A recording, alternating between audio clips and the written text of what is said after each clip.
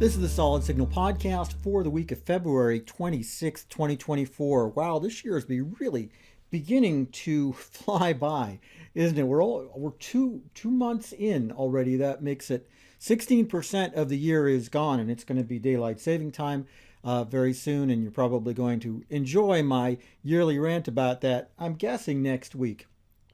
Haven't quite got to that yet. But the topic for this week's podcast is a little different. It's your questions answered.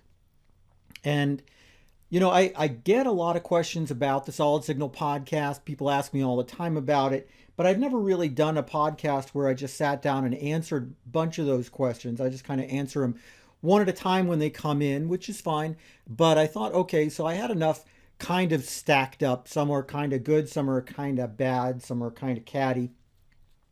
And I thought it might be entertaining to answer some of these questions as they came in. You might have been asking yourself some of these same questions as you listen to the Solid Signal podcast.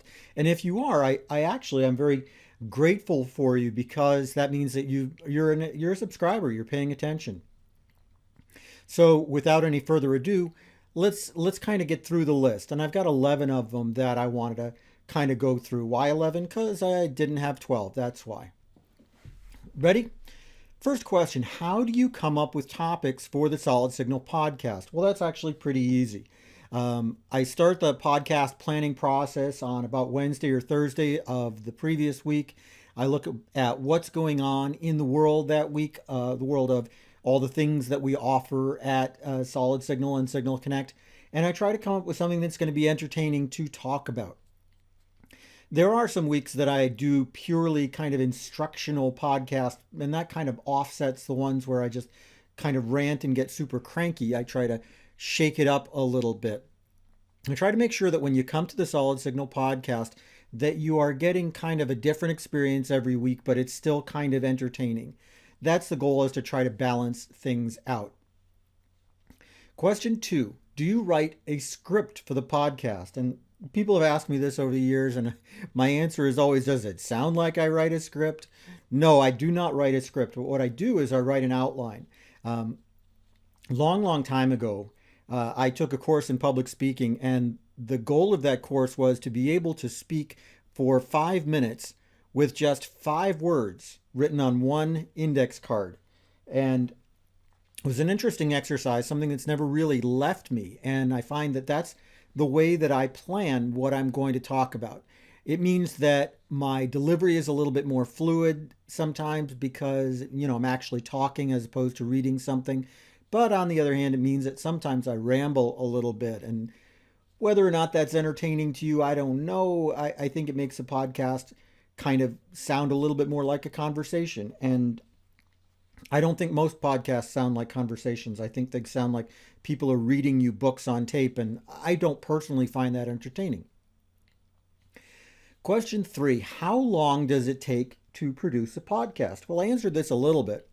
I start the podcast planning process Wednesday or Thursday of the week before it airs, and I kind of outline what I'm going to say. I try to come up with key points. I do sometimes write a few things that I want to really say, and then I don't really read those scripts, but I kind of memorize it a little bit, try to get the idea of what's going on.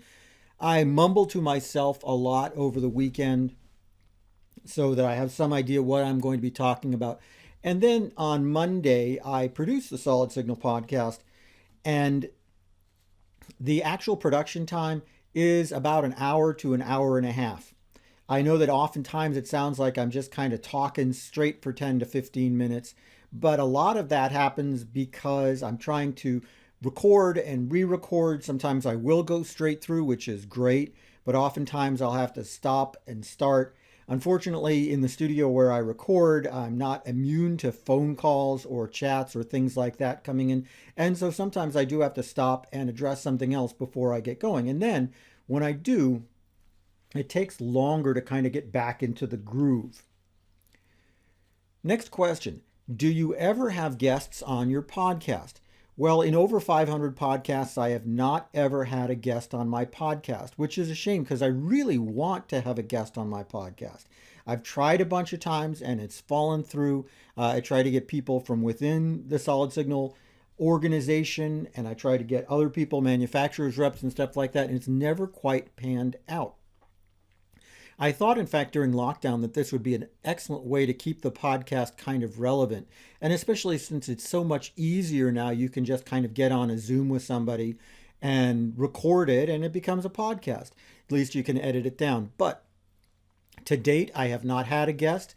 I would very much like to have a guest. So if you're interested in doing something like that, no matter who you are, leave a comment somewhere that you get this podcast. I'll find it and we can set something up. It should be very easy with today's technology. Next one, wow, this is a big one. How can I trust your product recommendations? And I actually get this one a lot because I work for a company called Signal Group, the parent company of SolidSignal.com and Signal Connect. And so, yes, it is my job to advocate for that company. So how can you trust a guy who admits that he's really just advertising for one company? Well, all I can tell you is that I live and die by my name. This is my real name. Stuart Sweet is my real name. And I did start using my real name when I was working on this podcast from day one and on the Solid Signal blog. I've regretted that a number of times since, but it is what it is, and I'm out there. So my name is part of what I do. This is my name. This is my integrity, and I believe in it. I won't recommend something that I personally wouldn't use. I will try to say something nice if I can, but most likely if I say something about a product on the Solid Signal podcast or on the Solid Signal blog, it's because I believe in it. If I don't say anything at all, that might be because I don't believe in it or because I just haven't had a chance to test it. So take that for what it's worth. I really do try to find stuff that I can stand behind, make it feel like this is my personal recommendation, even though, yes, I am paid to make it. Okay, switching gears a little bit. What was the worst podcast you ever did? Now, I got this question last week, and I'm almost afraid to start listening to old podcasts to find out which one was the worst. But I would say it had to be one from the very first year. The first year I started doing the Solid Signal podcast, and you can, by the way, if you scroll all the way down in the Solid Signal podcast playlist on YouTube, you can find a lot of these old ones. The first year I did not have good equipment. I was actually recording stuff on an iPad, believe it or not, just with the built-in microphone. I wasn't very good at it. I struggled to find a way to fill 5 minutes, which I considered to be the absolute minimum amount of time that a podcast should be. Sometimes I would record stuff when I wasn't really feeling well or wasn't into it. So I don't know how I could answer what was the worst one, because I think there are so many really bad ones in the first year. But I guess the real thing that I want to say is that if you are interested in doing a podcast, do a bunch of them. You don't even have to publish the early ones if you don't think they're any good, but do a bunch of them. Just like anything else, it's a muscle. You have to practice. And as you get better at it, you'll feel more comfortable just talking into the microphone. You'll feel more comfortable with your style, and they'll just get better and better. Question number 7, what software do you use? And I think the underlying question there is, somebody thinking, well, they're going to start a podcast. What software should they use? I use Adobe Creative Suite, but I probably wouldn't recommend that for an aspiring podcaster. Like I said, when I first started producing this podcast, I was just actually recording it on an iPad and cutting it up using iMovie, which was pretty bad. I moved over to Adobe Creative Suite because I had it, because it's something, I was already familiar with in Photoshop and Illustrator, and it did have tools like Audition and Premiere, and that is something that I felt like, okay, I could get into it. But is it the best software for podcasting? No, it really isn't. It doesn't support multiple levels. It doesn't really give you a lot of typical podcasting publishing tools. I have to do all that stuff manually. So no, I wouldn't recommend Adobe Creative Suite for this task, but it is what I use. Question number 8. Why is the podcast so long? Why is the podcast so short? Yes, I get both of these questions. When somebody says, why is the podcast so long? I feel bad because it tells me that I didn't entertain them for the entire length of the podcast, and they consider it a bit of a drudge to listen all the way through. But most people ask, why is the podcast so short? Because if you're a podcast junkie, you know that most podcasts are half an hour to 45 minutes in length. And the podcast is the length that I want it to be, which is usually between 10 and 15 minutes, because that's the length that I want a podcast to be. I personally, I don't like podcasts that just go on and on and on. I get bored. I mean, it just, especially the ones that kind of sound more like ASMR videos. I mean, look, I could absolutely talk like this. And, I'm sure that there are some people who would prefer that because it's, more of the podcast style. I don't do it that way. I like a podcast that's interesting and peppy, and one where if you're done talking, the podcast ends. And if you like that too, that's probably why you stayed around. And following that, the next question is very similar, I think. You talk so fast, why do you drink so much coffee? Or some variation of that. I do get this question a lot. I talk fast because I'm a fast talker.